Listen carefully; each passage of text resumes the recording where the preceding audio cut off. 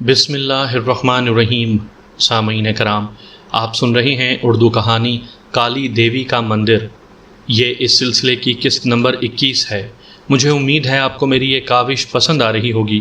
آپ نے اگر ابھی تک میرا چینل مائی وائس سبسکرائب نہیں کیا تو ابھی میرے چینل کو سبسکرائب کر کے بیل نوٹیفیکیشن آن کر لیجئے تاکہ آنے والی ہر نئی کہانی کی اطلاع بر وقت آپ تک پہنچ سکے۔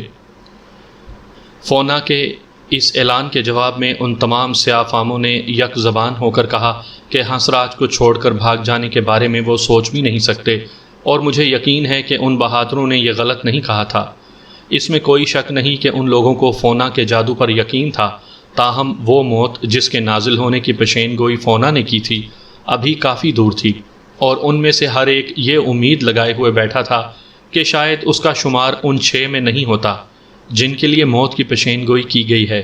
اس کے علاوہ یہ لوگ موت سے اس قدر مانوس تھے کہ اس سے ڈرتے ہی نہیں تھے۔ سیاہ فاموں میں سے ایک نے بہرحال بحث کو طول دینے کی کوشش کی تو فونا نے بڑی حقارت سے جھڑک دیا اور کہا کہ مرنے والے کیوں اپنی موت کے لیے اجرت دیں۔ چنانچہ اس نے کہا کہ ان میں سے جو اس سفر میں مر جائیں گے پسماندگان کو وہ فیس لوٹا دی جائے گی جو انہوں نے اس وقت ادا کی۔ فونا بے ایمان نہیں، فونا نے کہا۔ آرگس، میں نے سرگوشی میں پوچھا، فونا کے سامنے جو الاؤ سلگ رہا ہے ان میں تمہارا الاؤ بھی ہے؟ نہیں باس، اس نے میرے کان میں کہا۔ آپ نے مجھے کیا بے وقوف سمجھ رکھا ہے؟ اگر مجھے مرنا ہے تو مر جاؤں گا اور زندگی ہے تو زندہ رہوں گا، تو پھر میں یہ معلوم کرنے کے لیے 1 شلنگ کیوں دینے لگا کہ میرا وقت کب آئے گا؟ اس کے علاوہ فونا 1 شلنگ لے کر سب کو خوفزدہ تو کر دیتا ہے لیکن کچھ کہتا نہیں۔ میں اسے ٹھگنا کہوں گا۔ باس، تم شلنگ نہ دو گے تو یقیناً فونا، حالانکہ وہ زبردست انانگاہ تمہارے متعلق پیشن گوئی نہ کرے گا، کیونکہ اس کا سانپ فیس کے بغیر بولتا ہی نہیں۔ آرگس کی یہ دلیل ظاہر ہے کہ بکواس تھی، اس کے باوجود شاید عام تھی، کیونکہ اب مجھے یاد آ رہا ہے کہ کوئی بھی خانہ بدوش عورت اس وقت تک قسمت کا صحیح حال نہیں بتاتی جب تک کہ چاندی کے سکے اس کی پھیلی ہوئی تھیلی پر نہ رکھ دیے جائیں۔ ہنسراج، لیموشن بولا، یہ فونا اتنی بہت سی باتیں جانتا ہے تو اس سے پوچھو کہ جگلر کا کیا بنا، جیسا کہ آرگس نے مشورہ دیا تھا کہ فونا کیا جواب دیتا ہے۔ یہ مجھے بعد میں بتا دینا، کیونکہ اس وقت مجھے ایک ضروری کام سے جانا ہے۔ چنانچہ میں اس چھوٹے سے دروازے میں سے جو دیوار میں بنا ہوا تھا نکل کر دوسری طرف صحن میں پہنچ گیا۔ میں یوں ظاہر کر رہا تھا جیسے ٹہلتا ہوا غیر ارادی طور پر اس طرف آ نکلا ہوں، پھر ان الاؤ کے قریب پہنچ کر جیسے حیرت سے چلتے چلتے ٹھہر گیا۔ ہیں فونا، میں نے کہا، تم پھر وچ ڈاکٹر کا کام کر رہے ہو، حالانکہ میں نے سنا ہے کہ اس کام نے تمہیں بڑی مصیبت میں پھنسا دیا تھا۔ ہاں، تم نے ٹھیک سنا ہے، اور اس کام کی مجھے بڑی بھاری قیمت بھی ادا کرنی پڑی۔ یہ تم نے غلط نہیں کہا بیٹا، اس کام کی مجھے بڑی بھاری قیمت ادا کرنی پڑی ہے، یعنی میرے مویشی، میری 2 بیویاں اور میرا بچہ، اور اس کام نے مجھے آوارہ گرد بنا دیا۔ لیکن یہ آوارہ گردی مجھے راس آئی ہے، کیونکہ میری ملاقات تم سے ہوئی اور میں تمہارے ساتھ انجان جگہوں پر جاؤں گا۔ میرے ساتھ عجیب اور حیرت انگیز واقعات ہوں گے، اس نے معنی خیز انداز میں اضافہ کیا۔ تمہیں بندوق چلانے اور شکار کرنے کا عطیہ ملا ہے، اور میں پوچھتا ہوں کہ کیا تم نے بندوق اور شکار کرنا ترک کر دیا ہے؟ تمہیں بھٹکنے کا عطیہ ملا ہے، اور تم اسے چھوڑ کر کیا کبھی گھر بیٹھے ہو؟ پھر اس نے جلے ہوئے پروں میں سے ایک پر اٹھا لیا۔ بیٹا، میرے کان تیز ہیں اور ابھی ابھی میں نے وہ الفاظ سنے تھے جو ہوا نے ٹھیک میرے تک پہنچائے تھے۔ ہاں بیٹا، میں نے یہ الفاظ سنے تھے اور انہیں ہوا میں تیرتے دیکھا تھا۔ تم سے کہا گیا تھا کہ ہم سیاہ فام اس وقت تک صحیح پیشین گوئی نہیں کرتے جب تک کہ ہمیں اجرت نہ دی جائے، اور مالیہ صورتحال کے پیش نظر یہ ایک حد تک صحیح بھی ہے۔ اس کے باوجود جو علم میرے پاس ہوتا ہے، ان چٹانوں پر چڑھ کر جو حال کو ماضی اور مستقبل سے جدا کرتی ہیں، اس کو میں دیکھتا ہوں، جو پیچ و خم کھاتا ہوا وادیوں، جنگلوں اور دلدلوں میں دور دور تک چلا گیا ہے، جب تک کہ وہ آسمان میں گم ہو جاتا ہے۔ چنانچہ میں اس جلے ہوئے پر میں جو میرے ہاتھ میں ہے مستقبل دیکھ رہا ہوں۔ اب بیٹا ہنسراج، یا اس کا کچھ حصہ دیکھ رہا ہوں۔ تمہارا راستہ دور دور تک جاتا ہے، اور اس نے پر اپنی شہادت کی انگلی پر پھیرا۔ یہ ہے سفر، اور اس نے پر کا ایک حصہ نوچ لیا، اور یہ ہے دوسرا اور تیسرا سفر، اور یہ بھی۔ یہ والا بھی اور یہ بھی، اور وہ پر میں سے تنکے توڑتا رہا۔ اور یہ وہ سفر ہے جو سب سے زیادہ کامیاب ہوگا، جو تمہیں امیر بنا دے گا، اور یہ وہ سفر ہے جو حیرت انگیز ہے، اور اس میں تم عجیب واقعات دیکھو گے اور عجیب لوگوں سے ملو گے، اور پھر اس نے پر کچھ اس ڈھنگ سے پھونک ماری کہ اس کے جلے ہوئے سارے بال جھڑ گئے، اور پھر کچھ نہیں رہتا سوائے اس ٹھنڈ کے کہ جیسا کہ میرے قبیلے والے قبر کے سرہانے گاڑ دیتے ہیں، جسے ستون یادگار کہتے ہیں۔ اے میرے پیارے بیٹے، تم ایک دور دراز علاقے میں مرو گے، لیکن اپنے پیچھے اپنی وہ عظیم یادگار چھوڑ جاؤ گے جو سینکڑوں برس تک اس دنیا میں رہے گی، کیونکہ دیکھو یہ پر کی ڈنڈی پر آگ اثر نہیں کر سکی۔ دوسرے لوگوں کی بات الگ ہے بیٹا، ممکن ہے ایسا ہی ہو، میں نے کہا، لیکن فونا مناسب ہوگا کہ تم اپنے جادو سے مجھے الگ ہی رکھو، کیونکہ میں یہ معلوم کرنا ہی نہیں چاہتا کہ میرے ساتھ کیا واقعات ہوں گے اور میرا انجام کیا ہوگا۔ آج جو کچھ بھی ہے میرے لیے کافی ہے، اور مجھے آئندہ کل یا آئندہ مہینے یا آئندہ برس کی فکر ہی نہیں۔ ہماری مقدس کتاب میں لکھا ہے کہ آج جو تمہیں دیا گیا ہے اس پر صبر و شکر کرو اور غیب کی باتیں جاننے کی کوشش نہ کرو۔ ٹھیک ہے ہنسراج، اور تمہاری کتاب میں ہی بڑی عمدہ بات کہی گئی ہے، جیسا کہ تمہارے سیاہ فام شکاریوں میں سے چند اس وقت سوچ رہے ہیں، حالانکہ کچھ ہی دیر پہلے یہ لوگ ایک ایک شلنگ میری بند مٹھی میں ٹھونس رہے تھے کہ میں ان کا مستقبل بتا دوں۔ اور ہنسراج، تم بھی تو معلوم کرنا چاہتے ہو، تم اس دروازے میں سے نکل کر میرے پاس اپنی کتاب کا کوئی جملہ کہنے تو نہیں آئے؟ پوچھو بیٹا، جو پوچھنا ہے جلدی کرو، کیونکہ میرا سانپ اب نکلنے لگا ہے اور وہ جلد از جلد اپنے بل میں گھس جانا چاہتا ہے جو اس دنیا کے نیچے ہے۔ تو پھر میں نے شرم سے سرخ ہو کر کہا، کیونکہ یہ فونا عجیب آدمی تھا، دل کی بات معلوم کر لیتا تھا۔ میں یہ معلوم کرنا چاہتا ہوں بشرط یہ کہ تم بتا سکو، حالانکہ مجھے یقین ہے کہ تم نہیں بتا سکو گے کہ سفید فام کا کیا بنا جس کی لمبی داڑھی ہے اور جسے تم روتانو کہتے ہو۔ اس سفر پر چلنے کے لیے اسے یہاں تک پہنچ جانا چاہیے تھا، بلکہ سچ تو یہ ہے کہ وہی ہمارا راہبر تھا۔ اب بتاؤ کہ وہ کہاں ہے اور یہاں تک کیوں نہیں پہنچا؟ ہنسراج، ایسی کوئی چیز ہے تمہارے پاس جو روتانو کی ہو؟ اور میں نے اپنی واسکٹ کی جیب سے پینسل کا ایک ٹکڑا برآمد کیا۔ پینسل کا یہ ٹکڑا جگلر کا تھا، اس نے مجھے دیا تھا، اور میں نے خدا جانے کیوں اسے سنبھال کر رکھ لیا تھا۔ فونا نے پینسل کا وہ ٹکڑا لے لیا اور اسے غور سے دیکھنے لگا، بالکل اسی طرح جس طرح اس نے جلے ہوئے پروں کو دیکھا تھا، اور پھر اس نے اپنے بڑے بڑے پنجوں سے اس بڑے الاؤ میں سے جو میری قسمت کا الاؤ تھا راکھ گھسیٹ کر اس کی ایک ٹیکری سی بنائی، اور پھر اس ٹیکری پر ہتھیلی مار مار کر اسے چپٹا کر لیا۔ پھر اس نے پینسل کی نوک سے اس راکھ پر ایک انسان کا بے ڈھنگا سا خاکہ بنایا، جیسے کہ بچے کوئلے سے دیواروں پر بناتے ہیں۔ جب وہ خاکہ بن گیا تو فونا نے اکڑو بیٹھ کر اسے دیکھا اور اس مصور کی طرح سر ہلایا جو اپنے شاہکاروں سے پوری طرح مطمئن ہو۔ اس وقت ہوا کے جھونکے چلنے لگے تھے، ان جھونکوں نے بچھی ہوئی راکھ کے ذرات اڑا دیے۔ نتیجہ یہ ہوا کہ فونا کے بنائے ہوئے خاکے کی چند لکیریں مٹ گئیں اور چند پھیل گئیں۔ اسی اثنا میں فونا آنکھیں بند کر کے بیٹھا رہا۔ پھر اس نے آنکھیں کھول کر راکھ پر بنے ہوئے بڑے سے خاکے اور خود راکھ کے ڈھیر کو غور سے دیکھا۔ اس نے راکھ اپنی مٹھیوں میں سمیٹ لی، پھر مٹھیاں کھول کر اسے یوں پھینک دیا، اور پھر اس تصویر کی طرف اشارہ کیا جو اس نے راکھ پر بنائی تھی، اور میں نے دیکھا کہ راکھ ایک قدرتی منظر بنا رہی تھی۔ سب صاف ہے بیٹا، فونا نے بڑے یقین سے کہا۔ سفید فام آوارہ گرد روتانو مرا نہیں ہے، وہ زندہ ہے لیکن بیمار ہے۔ اس کی ایک ٹانگ کو کچھ ہو گیا ہے، چنانچہ وہ چل پھر نہیں سکتا۔ شاید کوئی ہڈی ٹوٹ گئی ہے، یا شاید کسی درندے نے کاٹ لیا ہے۔ وہ ایک ایسی جھونپڑی میں پڑا ہوا ہے جیسی کہ سیاہ فام بنایا کرتے ہیں۔ فرق صرف اتنا ہے کہ جھونپڑی میں برآمدہ ہے اور اس کی دیواروں پر تصویریں ہیں۔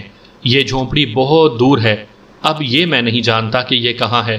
بس، میں نے پوچھا، کیونکہ فونا خاموش ہو گیا تھا۔ نہیں، روتانو تندرست ہو رہا ہے اور ہم سے وہاں آ ملے گا جہاں ہم جا رہے ہیں، اور وہ وقت آئے گا جب ہم مصیبت میں ہوں گے۔ بس میں کہہ چکا، نصف کراؤن ہنسراج۔ تمہارا مطلب ہے 1 شلنگ؟ نہیں ہنسراج بیٹا، 1 شلنگ تو معمولی جادو کے لیے ہے، مثلا یہ سیاہ فاموں کی قسمت بتانے کے لیے، جس کا تعلق سفید فاموں سے، اور ایسے زبردست جادو کے ماہر بڑے وچ ڈاکٹر لیتے ہیں، اور میں بھی ایک بڑا وچ ڈاکٹر ہوں۔ میں نے اسے نصف کراؤن دے کر کہا، سنو فونا، میں تمہیں ایک زبردست شکاری اور بہادر شخص تو ضرور یقین کرتا ہوں، لیکن بطور جادوگر تم نرے بکواس اور فریبی ہو۔ چونکہ تمہاری پشین گوئیاں یقین کے قابل نہیں ہیں، اس لیے میں یہ کہنے کی جرات کر رہا ہوں کہ اگر واقعی روتانو اس ملک میں ہے جہاں ہم جا رہے ہیں اور مصیبت کے وقت ہم سے آ ملا، تو میں اپنی وہ دونالی رائفل تمہیں تحفہ دے دوں گا جس کی تم تعریف کیا کرتے ہو۔ فونا کے چہرے پر مسکراہٹ پھیل گئی۔ سامعین کرام، آپ سن رہے ہیں ایم اے راحت کا ایک زبردست ناول کالی دیوی کا مندر۔ مجھے امید ہے آپ کو میری یہ کاوش پسند آ رہی ہوگی۔ تو بیٹا وہ بندوق مجھے اس وقت دے دو، کیونکہ بہرحال وہ میری ہو جائے گی۔ میرا سانپ جھوٹ نہیں بولتا، خصوصاً اس وقت جب فیس نصف کراؤن ہو۔ میں نے نفی میں سر ہلا دیا۔ تم ایشیائی بڑے ہوشیار ہوتے ہو، فونا بولا، اور سمجھتے ہو کہ تم سب کچھ جانتے ہو، لیکن ایسا نہیں ہے ہنسراج، کیونکہ بہت سی نئی چیزیں سیکھنے کی دھن میں تم لوگوں نے بہت سی پرانی باتیں بھلا دی ہیں۔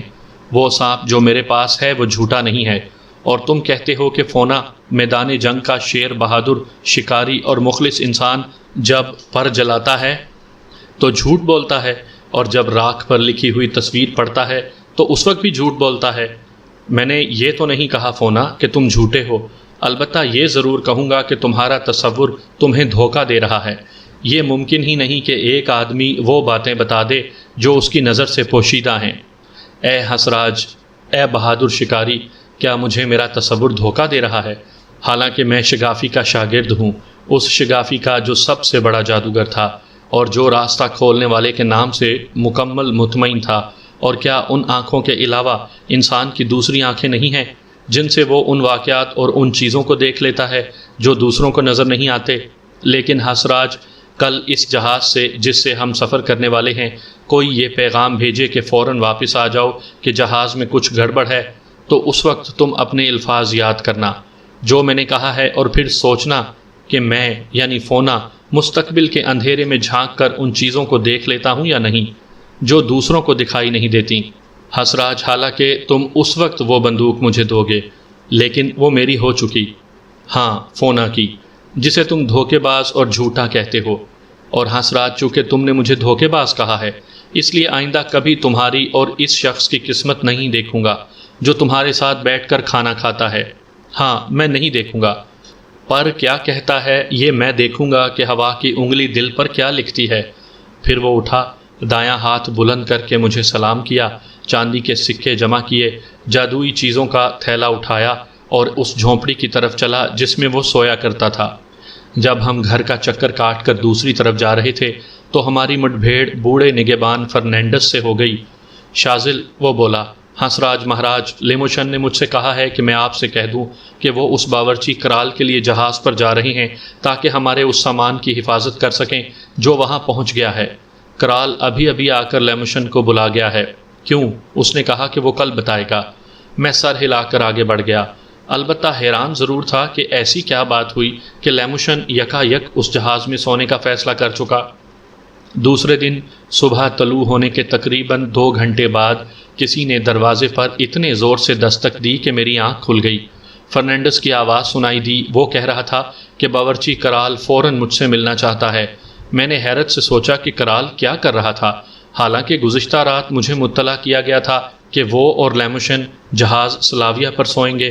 بہرحال میں نے کہہ دیا کہ اسے اندر بھیج دیا جائے۔ یہاں میں یہ بتا دوں کہ یہ کرال دوغلی نسل سے تھا، ماں ہندوستانی کلی کی نسل سے، پھر اس خون میں ایک آدھ قطرہ سفید خون بھی مل گیا اور کئی ایک خون کی آمیزش بھی تھی۔ بہرحال اس ملاوٹ در ملاوٹ سے جو چیز بنی تھی وہ کرال تھا۔ چونکہ اس کی رگوں میں مختلف قوموں کا خون گردش کر رہا تھا، اس لیے اس شخص میں برائیاں کم تھیں اور خوبیاں زیادہ۔ تاہم میں یہ کہے بغیر نہیں رہ سکتا کہ اس جیسا بزدل آج تک میری نظر سے نہیں گزرا تھا۔ اس کے باوجود یہ عجیب بات ہے، اس کی یہ بزدلی اسے نئے خطرات مول لینے سے روک نہ سکتی تھی۔ چنانچہ اسے یہ بھی معلوم تھا کہ یہ تازہ مہم جس پر ہم جانے والے ہیں سب سے زیادہ خطرناک تھی، اور کرال کی بزدلی سے میں چونکہ واقف تھا، اس لیے میں نے بھی اسے سمجھانے میں کوئی کسر اٹھا نہ رکھی تھی۔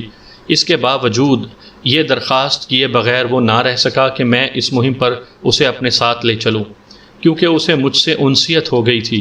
کرال ایک افریقی عیسائی مبلغ کا بیٹا تھا اور اس نے اعلیٰ تعلیم پائی تھی۔